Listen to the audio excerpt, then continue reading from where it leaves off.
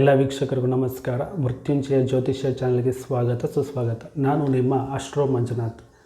ಇವತ್ತಿನ ಸಂಚಿಕೆಯಲ್ಲಿ ನಾನು ರಾಹು ಗ್ರಹ ನಮ್ಮ ಜಾತಕದಲ್ಲಿ 8ನೇ ಭಾವದಲ್ಲಿದ್ದರೆ ಯಾವ ರೀತಿ ಸಮಸ್ಯೆಗಳನ್ನು ಕೊಡ್ತಾರೆ, ಅದಕ್ಕೆ ಸಂಬಂಧಪಟ್ಟಂಥ ಪರಿಹಾರ ಏನು ಅನ್ನೋದನ್ನು ತಿಳಿಸ್ಕೊಡ್ತೀನಿ.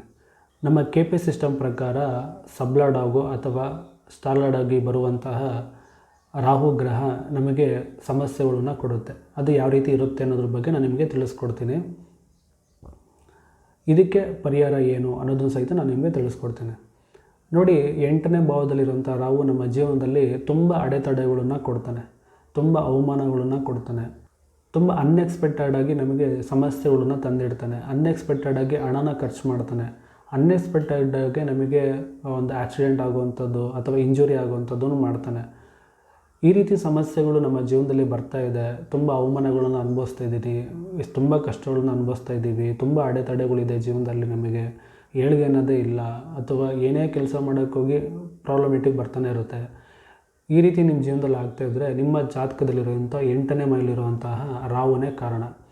ಇದಕ್ಕೆ ಸಂಬಂಧಪಟ್ಟಂತಹ ಪರಿಹಾರ ನೀವು ಮಾಡಿಕೊಳ್ಳೋದ್ರಿಂದ ನಿಮ್ಮ ಜೀವನದಲ್ಲಿ ಅಭಿವೃದ್ಧಿ ಅನ್ನೋದನ್ನು ಕಾಣ್ತೀರಾ. ಈ ವಿಚಾರಗಳು ಕ್ರಮೇಣ ಕಡಿಮೆ ಆಗ್ತಾ ಬರುತ್ತೆ. ಪಾಸಿಟಿವ್ನೆಸ್ಸು ಜಾಸ್ತಿ ಆಗ್ತಾ ಹೋಗುತ್ತೆ. ನೋಡಿ, ನೀವು ಮಾಡಬೇಕಾಗಿರೋ ಪರಿಹಾರ ಇಷ್ಟೇ. 8 ಸೀಸೆ ನಾಣ್ಯಗಳನ್ನು ನೀವು ಹರಿಯೋ ನದಿಯಲ್ಲಿ ಬಿಡಬೇಕಾಗುತ್ತೆ. ಇದನ್ನು ಪ್ರತಿ ತಿಂಗಳು ಮಾಡಬೇಕು. ಇದು ನೀವು 48 ವರ್ಷದವರೆಗೂ ಸಹಿತ ಮಾಡಬೇಕಾಗುತ್ತೆ.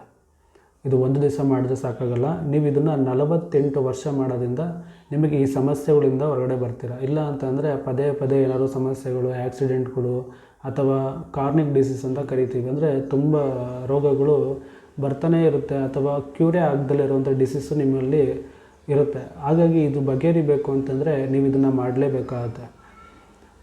8ನೇ ಭಾವದಲ್ಲಿ ಇರುವಂತಹ ರಾಹು ಅಥವಾ 8ನೇ ಭಾವದ ಕಸ್ಪಲ್ ಸಬ್ಲಾರ್ಡ್ ಇರುವಂತಹ ರಾಹು ಜಾತಕರು ಇದನ್ನು ಮಾಡಿ ನೋಡಿ. ನಿಮ್ಮ ಜೀವನದಲ್ಲಿ ಆದಂಥ ಬದಲಾವಣೆಗಳನ್ನು ಈ ವಿಡಿಯೋ ಕೆಳಗಡೆ ಕಾಮೆಂಟ್ ರೂಪದಲ್ಲಿ ತಿಳಿಸ್ಕೊಡಿ ಅಂತ ಹೇಳ್ತಾ ಈ ವಿಡಿಯೋಲಿ ಮುಗಿಸ್ತಾ ಇದ್ದೀನಿ. ಎಲ್ಲರಿಗೂ ಧನ್ಯವಾದಗಳು. ಸರ್ವಂ ಶಿವಾರ್ಪಣಮಸ್ತು.